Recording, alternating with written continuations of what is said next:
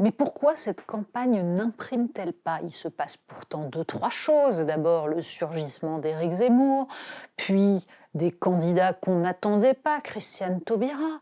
Et puis, on ne peut pas dire que les sujets de fond soient complètement absents. Finalement, malgré le Covid, on a réussi à parler héritage, on parle pouvoir d'achat, on parle même un peu sécurité. On peut aussi de temps en temps s'intéresser à ce que des candidats vont dire devant telle ou telle association, tel ou tel syndicat. Non, le problème n'est pas là. Le problème de fond, c'est qu'en fait, une part de ces candidats ne joue pas tant la gagne que le coup d'après.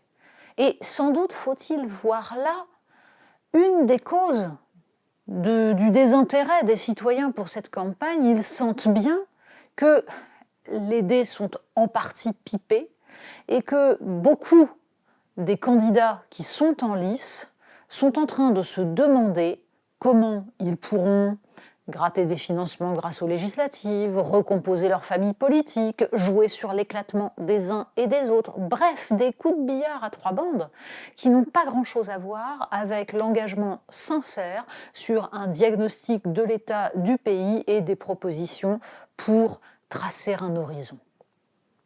Il suffit de regarder à gauche, où certains attendent que le PS veuille bien enfin mourir dans la dignité. Pour la dignité, c'est même pas sûr.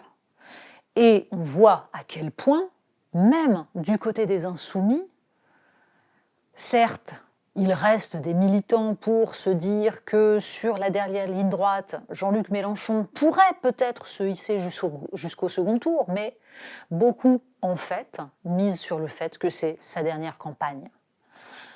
Du côté de Christiane Taubira, on n'espère rien, bien sûr, mis à part le fait que peut-être l'onction du fait d'être une femme, d'être noire, d'être la sauveuse de la gauche va changer quelque chose, mais c'est la question de la place de l'écologie qui se joue, la question de savoir, en gros, qui réussira à former sur les ruines du parti de Blum et Jaurès une grande coalition de gauche avec, qui sait, un parti communiste qui oscille entre la disparition totale, le départ pour certains du côté des insoumis, et peut-être, une façon de sauver les meubles du côté de Fabien Roussel.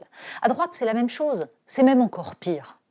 On a bien compris qu'il y avait chez Zemmour le but de faire éclater définitivement LR, en cela, il est bien l'allié objectif d'Emmanuel Macron, mais il y a aussi l'idée de faire exploser le Rassemblement national. Et derrière, qui y a-t-il? On l'a vu cette semaine. C'est bien la figure de Marion Maréchal qui plane au-dessus de toute cette partie du paysage politique. Et c'est bien pour ça, d'ailleurs, que l'opération Zemmour pourrait bien se révéler un jeu de dupes pour des gens comme Guillaume Pelletier, qui, selon les dires de mauvaise langue bien sûr, auraient tenté le coup du viager. On vient chez Zemmour, on attend son tour et on prend la direction du parti. Bref, nous sommes dans une recomposition du paysage politique après le Big Bang de 2017, qui lui-même, en fait, n'est pas venu de nulle part. Quand une maison est mangée par les termites, elle a l'air de tenir debout, elle s'effondre sur un coup de vent. Et c'est bien ce qui s'est passé avec les anciens partis politiques. Mais 2017-2022, le quinquennat, de ce point de vue-là, a été un quinquennat pour rien. La recomposition ne s'est pas encore faite. Elle ne pouvait pas se faire parce que l'ensemble du paysage politique était figé autour de cette opposition factice entre Emmanuel Macron et Marine Le Pen. Rien ne pouvait bouger puisque du côté des oppositions au sens large, il n'y avait pas de travail, il n'y avait pas de leader, il n'y avait pas de pensée. Et c'est bien cela que nous payons aujourd'hui.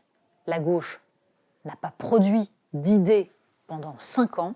Quand on dit la gauche, on parle des différents partis de gauche de gouvernement. Même les insoumis ont des idées, mais elles ne sont finalement pas tellement différentes de celles de 2017. C'est en revanche le positionnement du parti qui l'est. Et À droite, n'en parlons pas. Quand une Valérie Pécresse ressort le programme de Fillon avec les phrases chocs de Nicolas Sarkozy, on n'est pas dans la modernité. Marianne, cette semaine, vous dresse un état des lieux de ce paysage politique, les scénarios pour la suite, la façon dont la campagne présidentielle et surtout le résultat du premier tour pourraient dessiner cette recomposition. Avec des hypothèses, vous pouvez même d'ailleurs participer sur notre site internet, aller voter pour l'hypothèse la plus probable, la plus improbable. Pourquoi ? Parce que c'est bien de cela qu'il s'agit, la suite, l'après. Et c'est cela qui peut sembler totalement déprimant, mais regardez la réalité en face. Avec lucidité, c'est aussi comprendre ce qui est en train de se jouer.